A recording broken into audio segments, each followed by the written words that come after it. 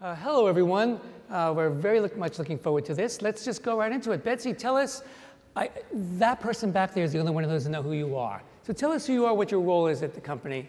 Okay, please? I think you've used that line a few million times, often. Yes. So it's great to be here, and I hope we keep you awake in the last part of this wonderful audience measurement conference. I'm Chief Research and Insights Officer at Time Inc., and I've been in that role since I joined the company 6 years ago. I centrally manage all the research and insights for the company, for the individual brands, for any corporate or multi-brand initiatives, supporting publishing or ad sales and content creation and edit and consumer marketing and all the executives and anyone who wants anything, and external clients and stakeholders, for print, for all our new digital products, and I'm responsible for management of the Time Inc. Relationship at the new Time Warner Media Center. And you have time for us. Thank you, pun intended. Yeah. Tell me how measurement fits into the role. Measurement, of course, is very integral and very critical to what we all do, because it's one of the ways that we measure success. So for our edit or content creators, it's important for them to understand how the content is resonating with consumers. For our ad sales people, it's critical to be able to put a monetary value on our platforms and to be able to demonstrate advertising effectiveness.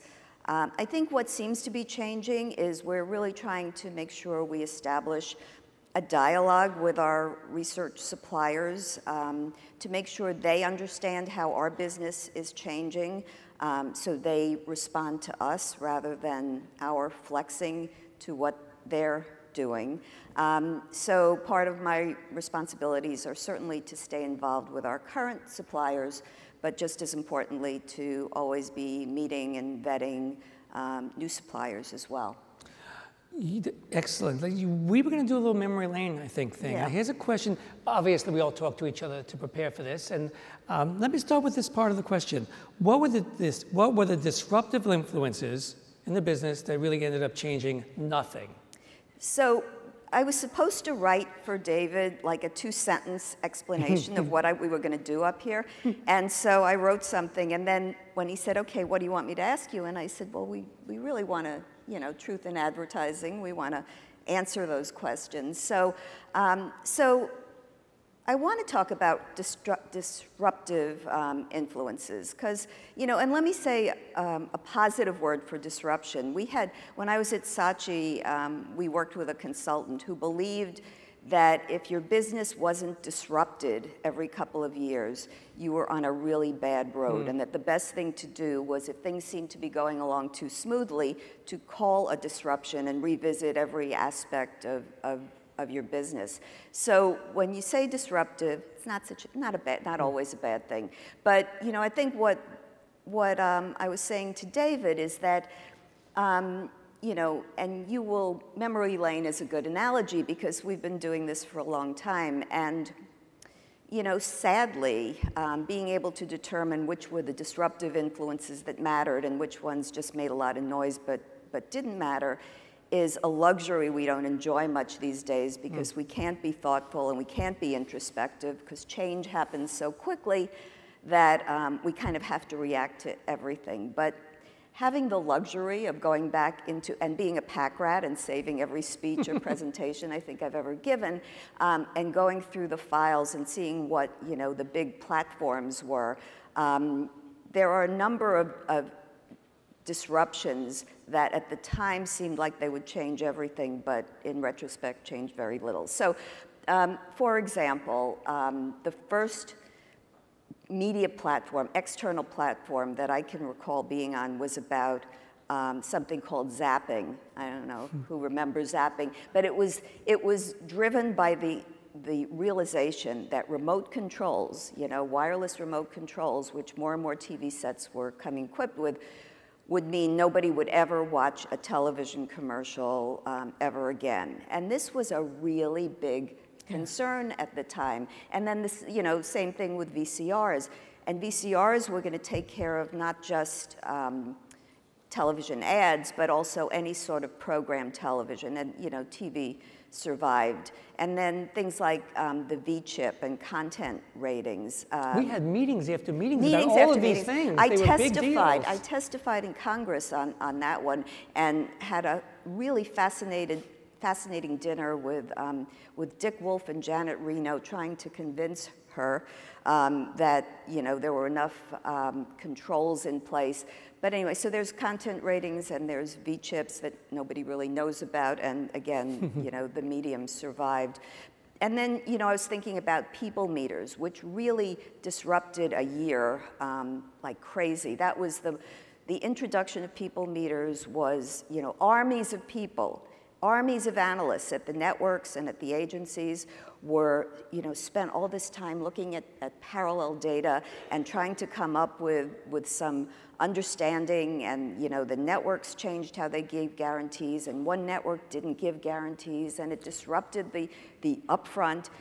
And so we got past it, and it's a year with an asterisk. Maybe that asterisk has probably gone away, but and then at the risk, and I don't want to seem cavalier about this, but just the one last thing that I would say is the impact of 9/11 as a consumer-changing media event is something that I was thinking about, because, and I went back and found something I had written the following year, where I pulled out some quotes from really respected media and communications people who said, "This will forever change the content of movies. It's going to be a very long time before audiences will watch a building blow up.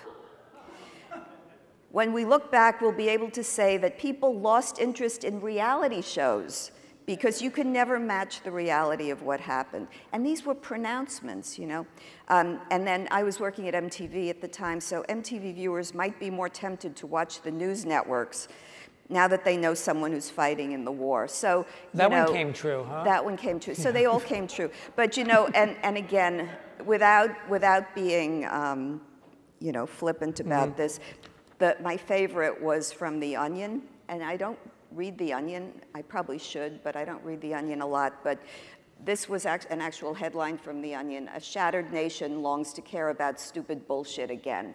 I think you have to remember that there's a lot of things that influence how people consume media, how consume entertainment. We still want to be informed, and we still want to be entertained. So, be careful of those kinds of pronouncements. What about the ones that did change everything? So, the ones that did change everything, I think there are three that I can think of, and one is the internet, but not the internet as kind of what you could do with it. It was the internet as behavior, not as technology, but as behavior, as something that gave us infinite choice on everything on demand, what I want when I want it. And you could probably argue that some earlier innovations, does anyone remember the full service network, would probably have been more successful had people had that experience of what the internet provided. The second is the whole idea of digital natives, which is very near and dear to my heart now. But in '99, I wrote a piece about digital natives, but we didn't call them that. We called them media actives. Todd probably remembers that. And now we did a paper that we presented at Rethink on the digital natives versus the digital immigrants. And these young people who grew up connected, who never knew a world without some form of connected mobile technology, they really will change everything. And probably the third thing is simply the recession. And who would have thought, after all was said and done, that the recession would change so much in how people, whether it was buying magazines or connecting to cable or going to the movies or shopping, or in fact, how advertisers would spend their money, there was no more kind of impulse purchase. Everything became discretionary. I told you we wouldn't have any more time. We have 2 more minutes. Tell me, let's do at least what are you working on right now? Share something with us in 45 seconds. In 45. So Please. I think the three things that we're working on a lot besides the Media Lab are tablets. We're doing a lot of work with tablets as Time Inc. is getting even more involved in tablets. So whether it's primary research or our 4,500 owner panel, we're continually talking to consumers about tablets and finally getting some sense of what the differences are between using an iPad and using a Kindle Fire and a Nook Color. The second thing is advertising accountability studies. We're introducing a number of new products into the marketplace that will allow us to target and then measure the results of our 130 million print and digital users. And then probably our path to purchase studies, which really follows our 15 waves of our auto study. We've just done one on food, which we also presented at Rethink, and we have a terrific one coming out on how people make their decisions to buy new mobile products, smartphones and tablets. So there's a lot going on. Well, a lot going on. Wave the magic wand. Which solve the problem that you would like to solve the most for research, for measurement? So I think pretty much everyone has talked about cross-platform and you know, being able to measure not just the audiences, but engagement and influence and everything else, and being able to tease out the effect of the individual platforms and then look at a cross-platform program. But you know, I think what I've been thinking is that maybe we really need to start at square one, because when you think about it, a lot of change in audience measurement has been kind of a bolt-on strategy where a supplier will take an existing methodology, a new medium comes along, tweak it a little, and you know, yeah, we can measure that.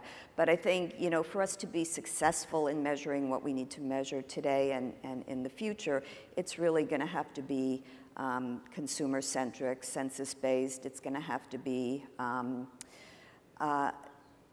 platform agnostic as much as possible, and no platform will have any primacy. So that's what I think. Magic. Like I was talking to you. Thank you. Please, thank you for Betsy Frank. Be at 12 minutes. Better for you. Thank you.